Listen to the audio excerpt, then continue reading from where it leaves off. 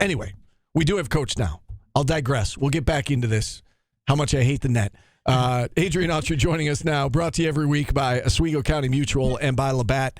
Coach, thanks for joining us. Another 1-on-1 week to look back on, and I guess let's start with the BC game on Tuesday night. We saw the Eagles go on two big runs. They went on that 21-0 run. You fought your way back, cut it to 2, and then they went on another run to kind of lengthen the lead with a couple three-pointers, and they were able to win the game. What was the difference down the stretch in your mind? I just think, it was basic us not communicating. I thought, we let Harris get going, the one guy that we talked about, the one guy that we controlled up here, along with post. And I thought we did a good job of defending post. But Harris was a difference. And, Zachary played well. I mean, we gave up 10 threes. That was a difference. We had control of the game early. Then we lost control of it. And then they got control back of it. And during that run, some of the things that were happening, as a coach, I felt like we were going to turn it around, which we did. We missed a layup. We missed Judah cuts back door, and he kind of, dribbles the ball out of bounds. And then, we have a shot, and we drive in and kind of lose it. So things that, like, we were getting good movement. So I knew we would make a run. I felt like, we were getting the looks that we wanted, but on the offensive end. And then defensively, we just had to step up, and we did. And we stepped up, and we battled and got ourselves within 2 points with about 6-7 minutes to go. And then after that, I thought, we relied too much on our offense, and our defense was the difference. We let, I think he had 3 threes in the last, in a 3 or 4 minute period, and that was the difference. Coach, you turned over BC 21 times. How do you mix that together with the defense was the problem, but you also turned them over 21 times? Because they hit 10 threes. They hit 10 threes, and we didn't capitalize on those turnovers. I mean, we had a good amount of points off of turnovers, but I just felt like, they scored 80 points. They shot the ball extremely well in the second half, and that's why it's the defense. I mean, we just had, we had some. They had 10 threes. We have some breakdowns in communication. So it all goes back to defense. When we score 75 points, 72, 73 points, that's enough to win on the road. But you can't let teams score 80. Coach, did you get the feeling, when you cut it to 2, 55-53, and you had a couple really good looks at a 3? JJ in particular, I remember, had one really good look at a 3. It just didn't go down. A couple possessions later, Malik Brown missed a couple of free throws. Did you get the feeling that if those had gone down, that maybe the outcome would have been different if you were able to truly get over the hump and take the lead? I think so, because our offense, I think we scored about 7 possessions in a row, 6 or 7. And so the offense was, obviously we were generating points to get back in. And again, we had great shots to either tie the game or take the lead. And if we make our free throws, which we haven't shot in free throws well the last couple of games, you make those free throws during that stretch. If you're watching the game and you're going through it, I mean, we're in the lead. We're in the lead, and you get 2 really good shots. So again, the one thing I tell our guys, there's no more victories, but this was the first game that we lost that we really kind of battled, weathered the storm and battled all the way through to the end. And the game wasn't decided until the last probably a minute, under a minute. You mentioned the free throws. Some of your better free throw shooters were at the line missing free throws. It wasn't a case of, somebody who's not a good free throw shooter. Judah missed a couple. Malik, went 0 for 4 from the line. And again, uncharacteristic of him. He's been a pretty good free throw shooter all season long. Is that, how do you work on free throws? Because I know free throws at practice are different than, free throws at a game. Free throws at practice, you're shooting, 20 in a row or whatever. That's not the case in a game. It's, you get 1, 2, or 3, and then you go back and you continue on playing. How do you work on free throws truly to help you in a game situation?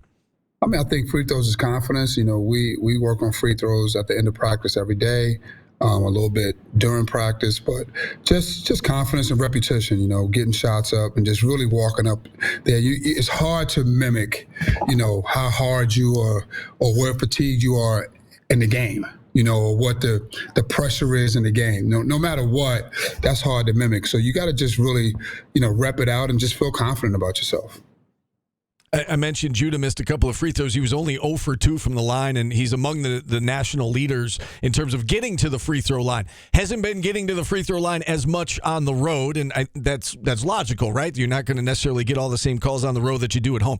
Does he have to make any sort of adjustments, Red, when he's on the road, like going into Saturday, and kind of, prepare himself mentally for, all right, I might not be getting the same calls. I got to play through it? I think it's really just playing the game. I don't think you can go in and have predetermined, I got to change this, I got to worry about it. You can't do that as a player. You just got to go in there and, play your game. Obviously, on the road, you're not going to get some calls. They've been playing on the road for a long time, high level, so they understand that. But I just think you just got to go in there and play your game.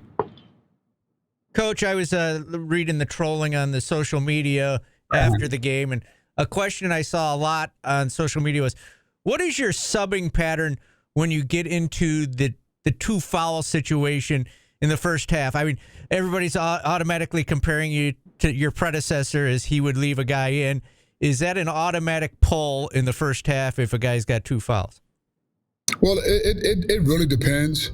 I know when Judah got his second foul early, late in his first half, I just felt like some of that had to do with, a little bit of frustration. So you're trying to calm your guy down, and it depends on the player. Like Malik is a guy that, he's so valuable. No matter what, you want to be able to, allow him to do what he needs to do later on in the game. The game is not going to be, I always say we keep it close. The game is not going to be won in the first half. It's going to be won in the second half. Most part, for the most part, you just can't dig yourself a hole. But I think it depends on the player. It depends on the player in the situation. I believe earlier in the year, I left Judah in with some fouls, with 2 fouls in the first half. And I think he actually picked up 3 that game. But, it depends on how the game is, how the referees are calling. You know your players better than anyone, in the situation, and you got to feel for it. So it all depends on how the game is being called, what they're doing on the offensive end. Certain teams,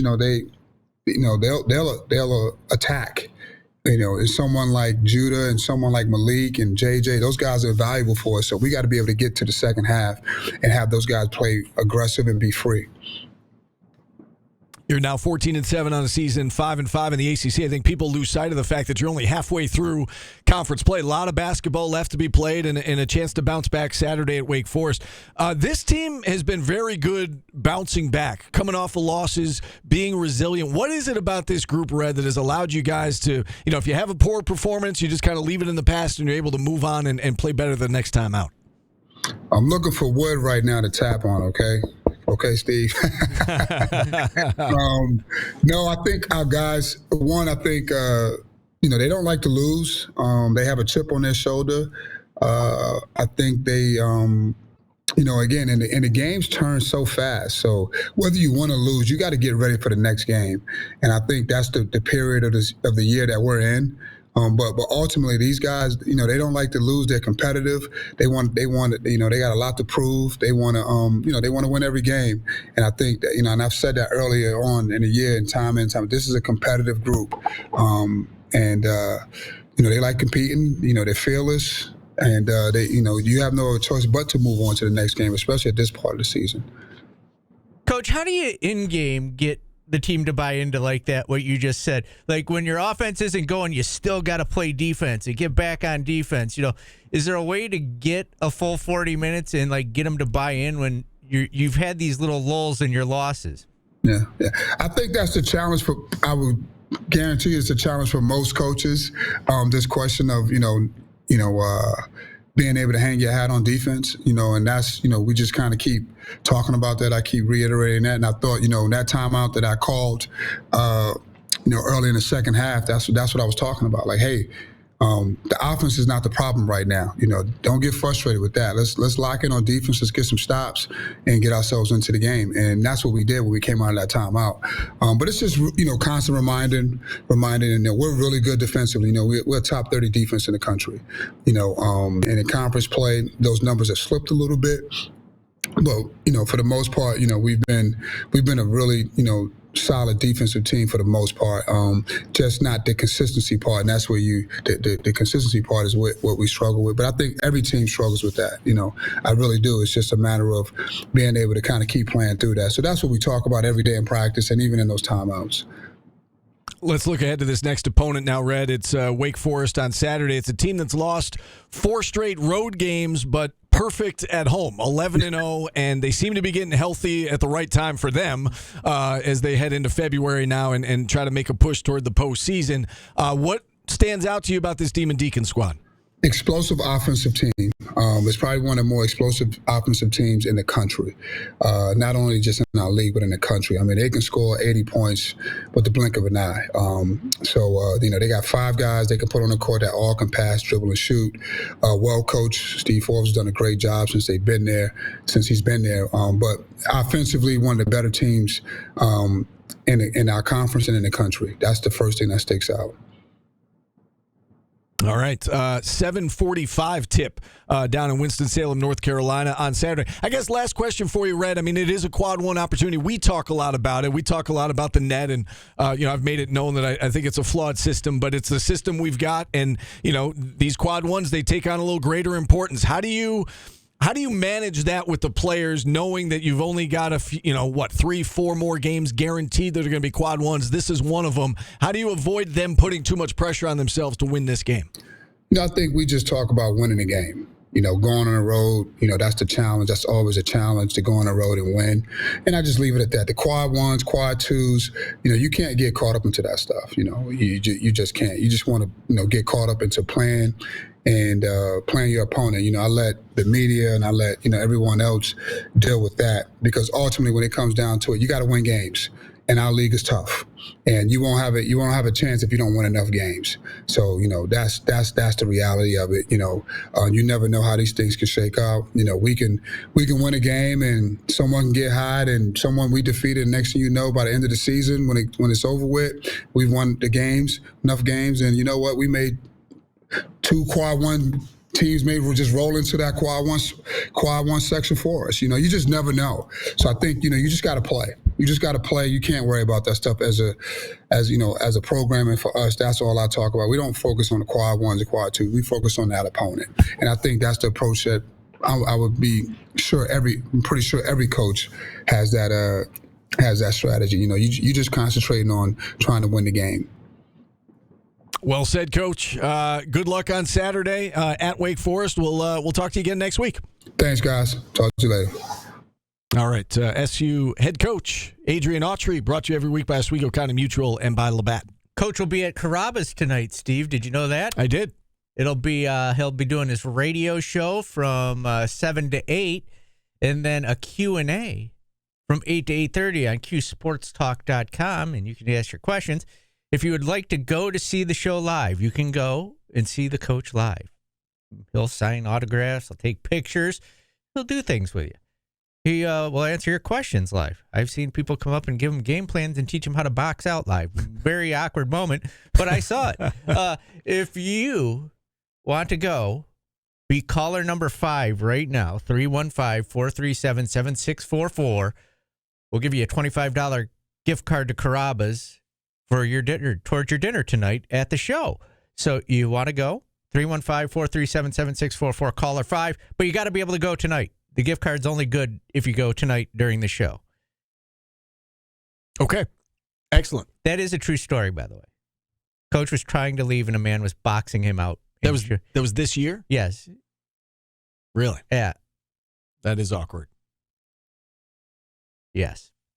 The amount of people, it's funny, you see it in our callers and on the chat, the amount of people that think they know more basketball than people that are coaching at the D1 level and have the audacity to show someone. Good word, vocab word.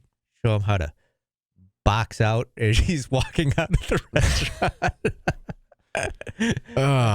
But if you want to go, it's great food, and we'll give you $25 towards it. You got to go tonight, though. All right, we're going to take a timeout. Phone lines now open, 315-437-7644. Back after this on ESPN Radio.